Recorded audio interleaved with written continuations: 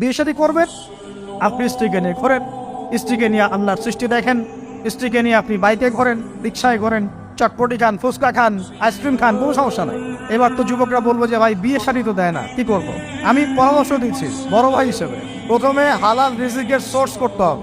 রিজিকের সোর্স না করে বিয়ে করা যাবে না, আত্মসম্মান থাকবে না। তাহলে পুরুষ মানুষের আত্মসম্মান কখন চলে যায়? যখন হাত পাততে হয় তখন। যখন আপনি রিজিকের সোর্স তৈরি করেছেন, আপনি স্বাবলম্বী, আপনি মাশাআল্লাহ মাসে 10-20-30 হাজার টাকা আর্ন করেন, 1 লাখ 2 লাখ টাকা আর্ন করেন, আলহামদুলিল্লাহ, কারো কাছে হাত পাততে হয় না, সবাই দেখবেন আপনাকে সম্মান দিবে। যখন আপনার অন্যের কাছে হাত পাততে হবে, তখন দেখবেন স্ত্রীও সম্মান করছে না। তো এই জন্য ডিগনিটি আগে, ডিগনিটি ফার্স্ট। আপনার ডিগনিটি অর্জন করতে হলে একটা হালাল উপার্জনের সোর্স লাগবে, এক। তারপরে পিতা মাতাকে বোঝানোর চেষ্টা করবেন।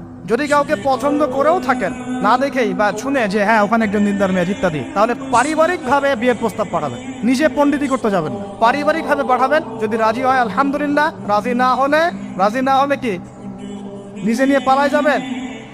এই কাজ করতে যায় না। ইস্তেখারা করবেন। কি করবেন?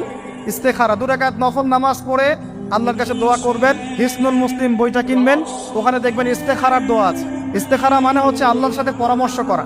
আল্লাহ, আমি এই কাজটা করতে চাচ্ছি, যদি কাজটা আমার জন্য ভালো হয়, আমার দুনিয়া আখিরাতের জন্য ভালো হয়, আল্লাহ কাজটাকে তুমি সহজ করে দাও, আল্লাহ কাজটার মধ্যে বরকত দান করে দাও। আর যদি এই কাজটা দুনিয়া আখিরাতের জন্য খারাপ হয়, আল্লাহ তুমি কাজটাকে সরায় দাও, আমাকেও কাজটা থেকে সরায় দাও। এটা হচ্ছে ইস্তেখারা। এই দোয়া বেশি বেশি করলে ইনশাআল্লাহ আল্লাহর পক্ষ থেকেই ফয়সালা হবে। আর এই জায়গায় বেশি ব্যতিব্যস্ত হবেন না। অনেক সময় কিন্তু ফ্যান্টাসিতে ভুগি আমরা, অস্থির হয়ে যাই। অস্থির হলেই ডিসিশন নিতে ভুল হবে, স্থির থাকতে হবে। নিজেকে স্থির রাখার জন্য কি করবেন? বেশি বেশি নফল রোজা রাখবেন। বেশি বেশি কি করবেন? নফল রোজা রাখবেন। আর ভালো কাজে ব্যস্ত রাখবেন নিজেকে। ভালো কাজে কি করবেন? ব্যস্ত রাখবেন।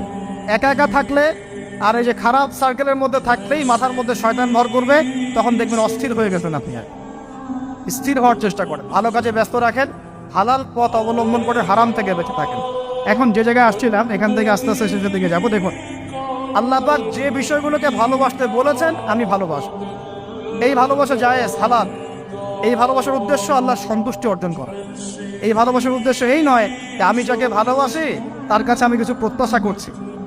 না, আমি কিছু প্রত্যাশা করছি না, আমি প্রত্যাশা করছি আল্লাহর সন্তুষ্টি।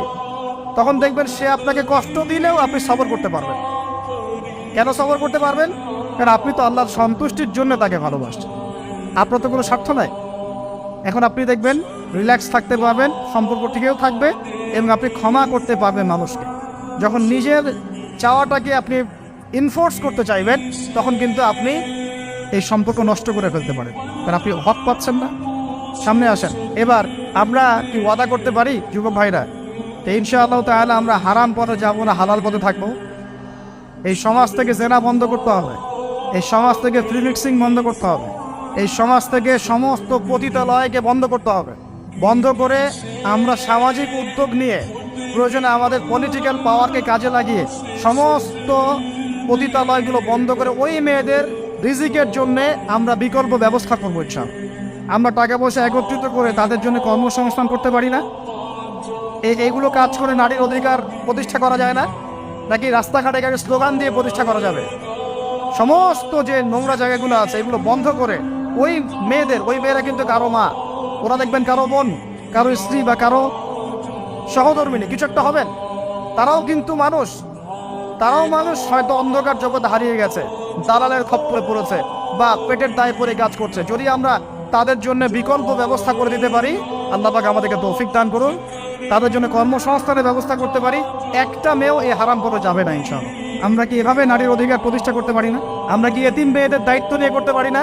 আমরা কি সমাজের বিধবা মেয়েদেরকে বিয়ে করতে পারি না? তালাকপ্রাপ্ত মেয়েদের দায়িত্ব নিতে পারি না? মেয়েদের অধিকার নিয়ে অনেক কথা বলা হয়, কিন্তু এই কথাগুলো থাকে খালি বুলি। বাস্তবে কয়জন ছেলে এতিম একটা মেয়েকে বিয়ে করে দেখিয়েছে? কয়জন ছেলে একটা বিধবা মেয়েকে বিয়ে করার সাহস করেছে? কয়জন ছেলে একটা তালাকপ্রাপ্ত একটা মেয়েকে বিয়ে করে দেখিয়েছে হ্যাঁ আমি তার দায়িত্ব নিলাম, যে বোন এই পথে যাও না, তোমার জন্য আমি সেলাই মেশিন কিনে দিচ্ছি, তুমি কাজ করে খাও? কয়জন করেছে?